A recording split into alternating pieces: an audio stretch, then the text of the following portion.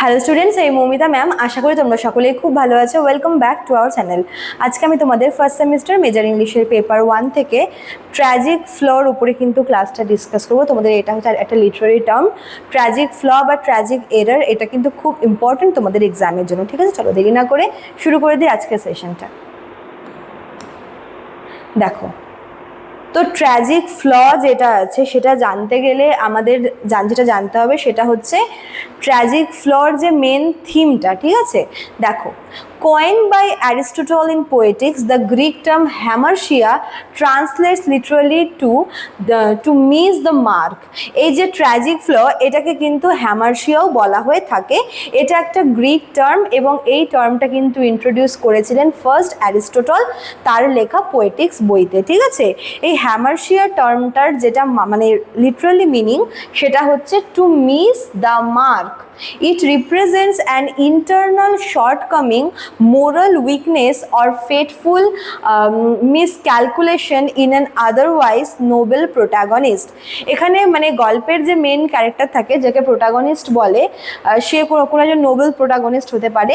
তো তার কোনো একটা ভুল ডিসিশন, তার কোনো একটা ভুল কাজ, ঠিক আছে, বা এরকম কোনো একটা মিসক্যালকুলেশন বা তার মধ্যেকার কোনো একটা উইকনেস, এই সব কিছুর জন্য কিন্তু তার ডাউনফল আমরা দেখতে পাবো। মানে যে মেন ক্যারেক্টার থাকে তার কোনো একটা ভুল ডিসিশন, ভুল কোনো একটা কাজ, কোনো একটা মিসক্যালকুলেশন, কাউকে ভুল বোঝা, অথবা তার হচ্ছে কোনো একটা পার্সোনাল উইকনেস, এই সব কিছুর জন্য, এই সব কিছুর মধ্যে কোনো একটা কারণের জন্য কিন্তু আমরা সেই ক্যারেক্টারের ডাউনফল দেখতে পাবো। এটাকেই বলে হচ্ছে এই যে ভুলটা, এই যে উইকনেসটা, এই যে মানে ভুল ডিসিশনটা, এই যে কাউকে ভুল বোঝাটা, এটাই হচ্ছে কিন্তু তার চরিত্রের ট্র্যাজিক ফ্ল বা ট্র্যাজিক মিস্টেক, যেটাকে গ্রিক টার্মে নাম দেওয়া হয়েছে হ্যামারশিয়া। ঠিক আছে, এবার দেখো the tragic trajectory. A tragic flaw is not mere villainy. It is a fatal vulnerability embedded in an admirable hero. এটা কিন্তু এমন না যে কোনো ভিলেনি মানে হচ্ছে কোনো শয়তানি করে বা কারোর ক্ষতি করে হচ্ছে যে ওই কাজটা করছে। মানে যে মেন ক্যারেক্টার থাকে সে যেই ডিসিশনটা নিক না কেন তাতে কিন্তু সে ওটা কারোর ক্ষতি চেয়ে বা কাউকে হচ্ছে কাউকে ক্ষতি করে বা কারোর খারাপ করে এরকম কোনো রিভেঞ্জ নিয়ে এরকম যে করে, এটা না। এটা অ্যাকচুয়ালি একটা হচ্ছে মানে ফেট, মানে এটা তাকে তার হতেই হতো এরকম ব্যাপার। ঠিক আছে, driven by this weakness, the protagonist makes crucial misjudgment that trigger a tragic chain of events leading directly to their demise. এবার সেই প্রোটাগনিস্টের কোনো একটা মিসজাজমেন্ট বা কোনো একটা ভুল ডিসিশন বা কোনো একটা মিসক্যালকুলেশন কিন্তু পরপর অনেকগুলো হচ্ছে ক্ষতি করে দিয়ে তারপরে আলটিমেটলি সেই ক্যারেক্টারের আমরা আলটিমেট ডিমাইজ বা আলটিমেট ডাউনফল দেখতে পাবো। এটাকে বলে হচ্ছে ট্র্যাজেক্টরি। ঠিক আছে, আচ্ছা, এবার দেখো এই ট্র্যাজেডির মানে এই ট্র্যাজিক ফ্লোটা কিভাবে কাজ করে। দেখো, irony of strength. A tragic flaw is often the shadow side of a hero's greatest gift. একজন হিরোর মধ্যে যত যা কোয়ালিটি থাকে সেই সব কিছু হচ্ছে অবশ্যই তার গুণ, এর বাইরে এই ট্র্যাজিক ফ্ল হচ্ছে তার একটা শ্যাডো সাইড, তার একটা নেগেটিভ সাইড। ঠিক আছে, হতে পারে দেখো noble ambition turns to tyranny or grand confidence morphs into fatal arrogance. কখনো কি হয়, তার অতিরিক্ত উচ্চাকাঙ্ক্ষা বলতে পারো যে তাকে একটা ভীষণ দুর্ভোগের মধ্যে নিয়ে ফেলে, অথবা তার মধ্যেকার অতিরিক্ত কনফিডেন্সের জন্য সে হয়তো কোনো একটা ভুল কিছু করে ফেলে। এটাই কিন্তু হচ্ছে হয়। ঠিক আছে, দেন কি বলেছে, self inflicted fall. While fate and villain conspire, the catastrophe must ultimately arise from the protagonist's own flaw, choice and blindness.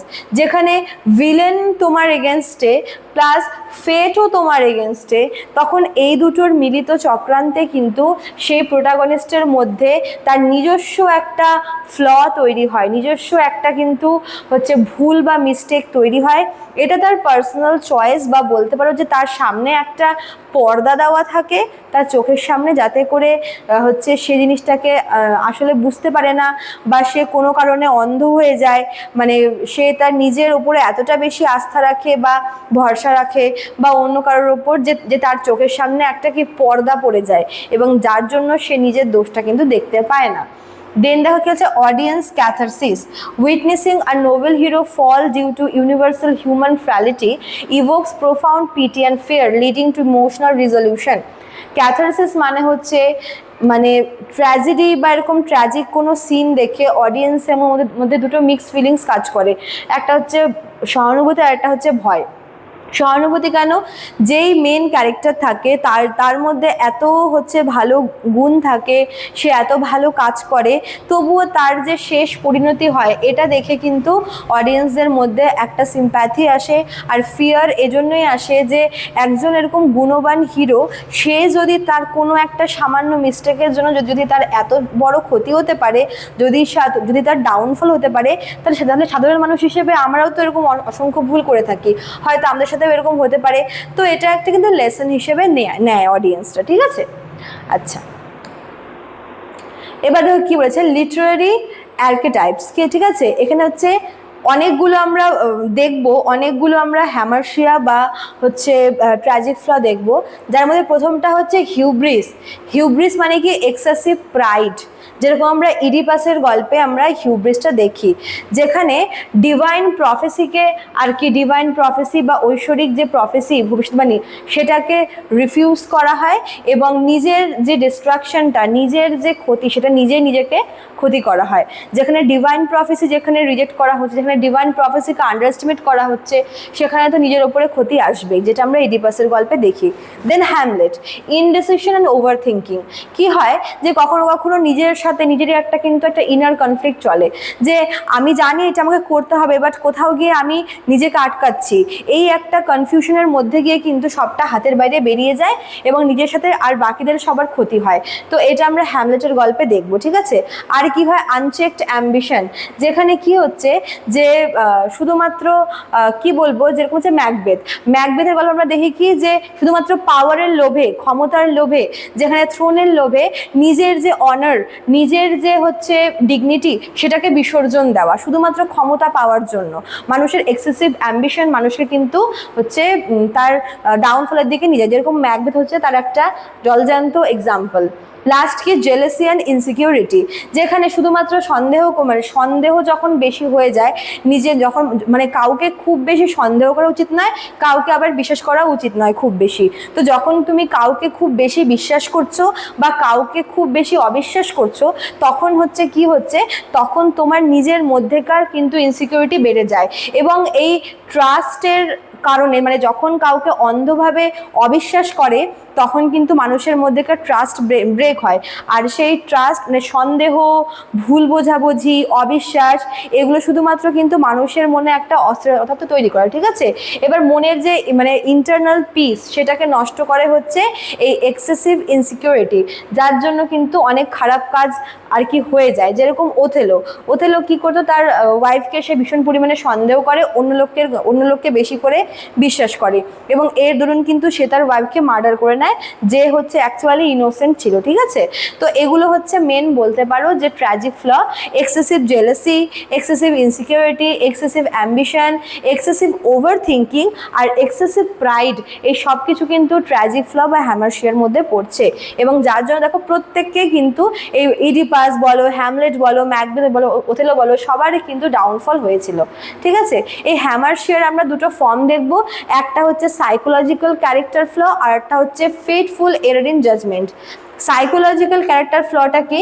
An inherent personality defect, যেরকম প্রাইড, গ্রিড, জেলাসি, এগুলো হচ্ছে কি করে, এগুলো মানুষের জাজমেন্ট কিংবা মানুষের মধ্যেকার বিচার বুদ্ধিকে আর কি উইক করে দেয়, ঠিক আছে? মানে এক্সেসিভ প্রাইড বলো, এক্সেসিভ লোভ বলো, এক্সেসিভ জেলাসি বা ইনসিকিউরিটি, এগুলো মানুষকে ঠিক ভুল বিচার করার আর কি ক্ষমতায় রাখে না। তো সেখান থেকে মানুষ হচ্ছে খারাপ কাজ করে।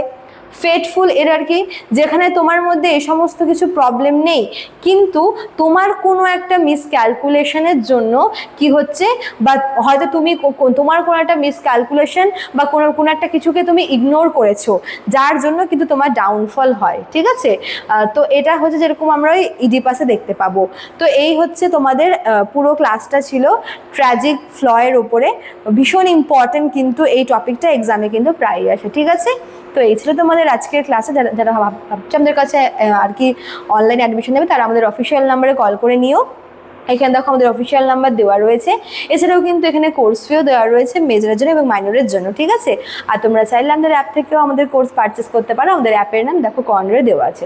চলো আজকে এতটুকুই থাকলো, দেখা হচ্ছে নেক্সট ক্লাসে। Thank you.